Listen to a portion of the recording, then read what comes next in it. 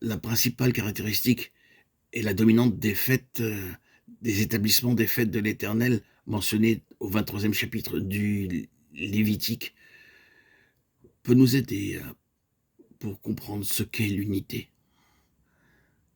ce que représente la vie corporative du peuple de Dieu, la vie corporative de l'Église. Nous y voyons les divers rassemblements de tout le peuple du Seigneur. Ces fêtes s'appellent les saintes convocations. Le peuple est convoqué, l'unité est révélée en ces occasions et démontrée par ces rassemblements. L'élément premier qui s'exprime dans ces périodes, c'est la vie corporative du peuple de Dieu. Nous voyons que lors de ces rassemblements, les gens cessent de vivre de manière privée, ils cessent de vivre en tant qu'individus séparés, même par rapport à leur habitude domestique ou à leur place sociale dans leur cercle particulier.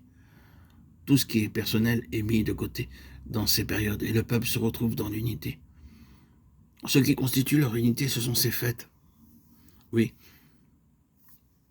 mais ce sont les différents genres de fêtes, toutes rassemblées et formant un tout, qui sont la base de la vie corporative et de la communion fraternelle du peuple du Seigneur. Je ne vais pas traiter ces fêtes en détail, mais simplement les mentionner ainsi que leurs principales caractéristiques.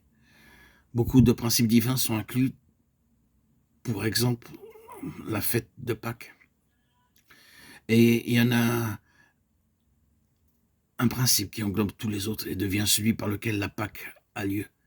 Celui qui représente la Pâque, c'est une alliance de vie par le sang. Et tout se récapitule en cela. Dieu fait une alliance, il fait cet engagement par le sang. Ce sang de l'alliance, c'est la délivrance du jugement et de la mort.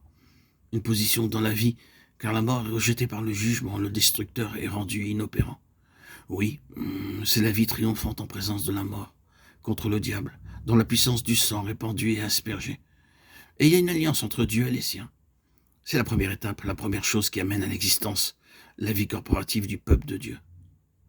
Maintenant, je voudrais établir une distinction.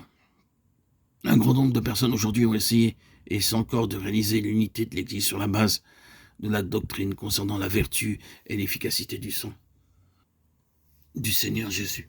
La doctrine du sang, si vous préférez, la doctrine de l'expiation, de la valeur du sang.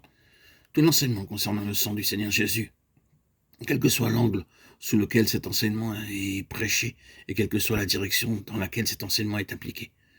Beaucoup essaient de réaliser l'unité de l'Église en établissant cela comme doctrine essentielle et en disant que si vous acceptez cela en tant qu'une des doctrines de la foi, alors vous entrez dans l'unité de l'Église.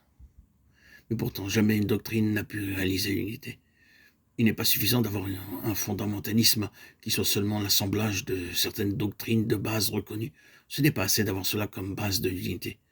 Cela ne marche pas, car vous ne pouvez obtenir cette unité sur la base de la doctrine, sur la base d'un credo. Vous devez l'avoir sur la base expérimentale, sur la base de la puissance, de quelque chose qui agit, de quelque chose qui est forgé. Nous savons qu'il y a beaucoup de personnes qui croient dans toutes les vertus et les valeurs éternelles et infinies du sang du Seigneur Jésus, mais qui connaissent très peu la puissance de son sang expérimentalement dans leur vie comme force puissante, agissant contre le pouvoir de la mort, au-dedans et au-dehors. C'est une chose céleste.